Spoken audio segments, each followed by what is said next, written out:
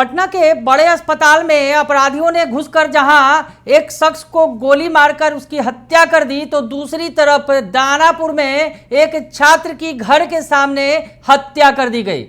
इन दो वारदातों से पटना में हड़कंप की स्थिति है। नमस्कार, दर्श न्यूज देख रहे हैं आप, मैं हूं अनुराग।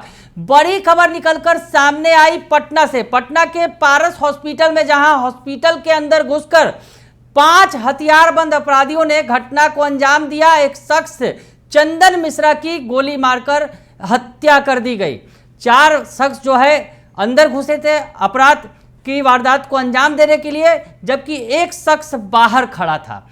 तो ऐसे में ये जो वारदात हुई तमाम तरह के सवाल खड़े करने के लिए काफ़ी है, क्योंकि पटना का बड़ा हॉस्पिटल है, सबसे बड़ा प्राइवेट हॉस्पिटल है पारस हॉस्पिटल। और इस पारस हॉस्पिटल जो काफ़ी सुरक्षित भी माना जाता है, वैसे हॉस्पिटल में अपराधियों ने घुसकर वारदात को अंजाम दिया। हड़कंप की स्थिति है।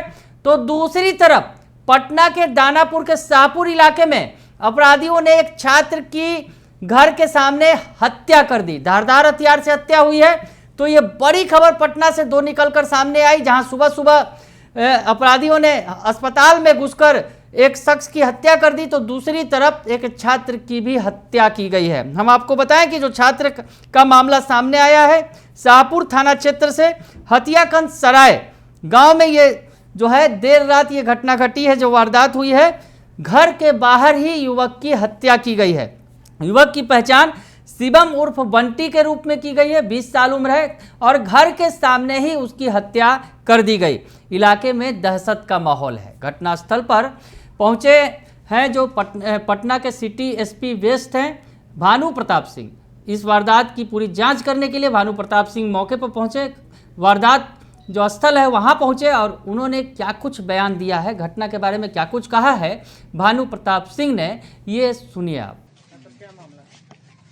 शाहपुर थाना क्षेत्र के अंतर्गत एक युवक जिनका नाम शिवम उर्फ बंटी है, उनके घर के पास ही किसी धारदार हथियार से मारकर हत्या कर दी गई है। और इसमें एसएचओ शाहपुर और हम सभी लोग घटनास्थल पर आए हुए हैं। एफएसएल की टीम को बुला लिया गया है, वो अपना साक्ष्य संकलन करके जा भी चुकी है। बॉडी को पोस्टमार्टम के लिए भेजा जा रहा है। आगे किसमें कार्रवाई की जा रही है। प्रथम दृष्टया यह मामला हत्या का प्रतीत होता है और ऐसा लगता है कि इसमें किसी धारदार हथियार से सिर पर वार करके युवक की हत्या की गई है।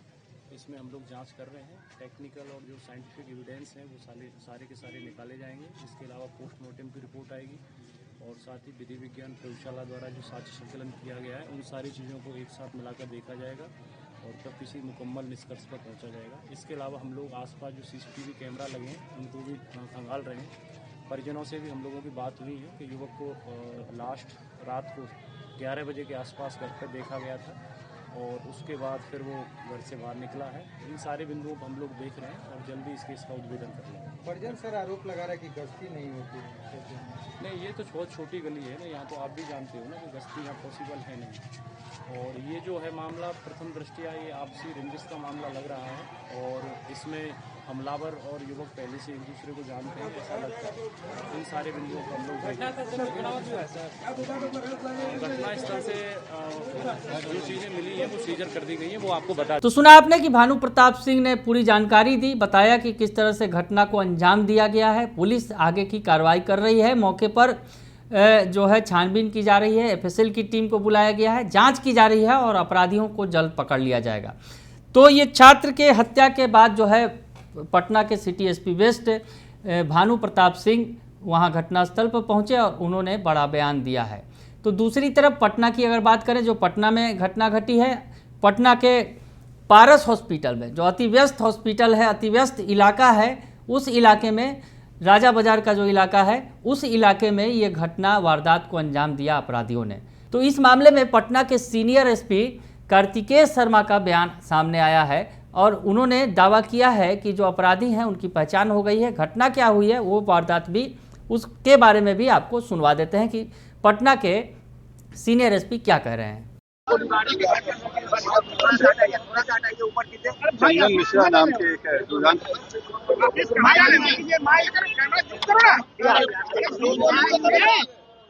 मोबाइल ऊपर कर दिया। मोबाइल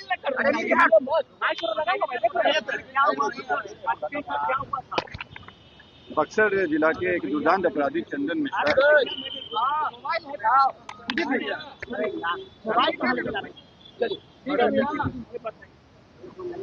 बक्सर जिला के एक दुर्दांत अपराधी चंदन मिश्रा, इनके ऊपर हत्या के दर्जनों केस दर्ज थे और इसमें एक में ये सजा याफ्ता भी है। इनका इतने दुर्दांत अपराधी थे कि इनको यहाँ बक्सर से भागलपुर जेल ट्रांसफर किया गया था और ये इलाजरत होने के कारण इनको पैरोल पे दिया गया था। इसी में इलाज के क्रम में ये यहाँ भर्ती थे। भर्ती रहने में इनके जो संभवतः जो विरोधी गुट वाले थे उनके द्वारा यहाँ आके इनको गोली मारी गई है। कई गोलियां लगी हैं, इनको इलाजरत हैं अभी।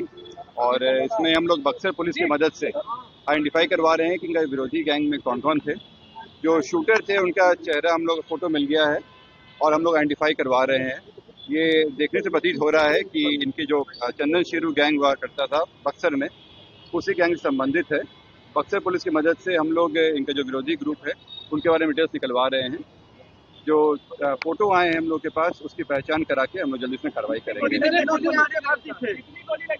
ये गोलियों के जो लगने की संख्या ये पोस्टमार्टम से क्लियर होगा, लेकिन ये क्लियर है कि कई राउंड गोलियां चली हैं।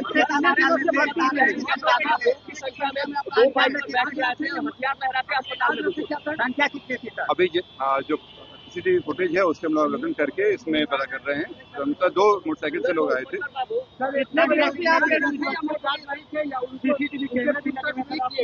इसमें जो गार्ड यहाँ पे थे उनसे पूछताछ चल रही है कि कैसे वो आए, बिना जांच के, बिना रोक टोक के वो चले गए।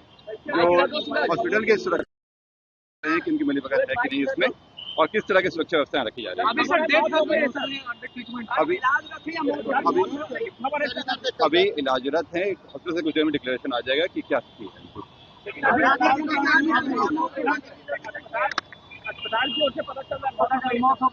हॉस्पिटल से प्रॉपर डिक्लेरेशन आ जाएगा।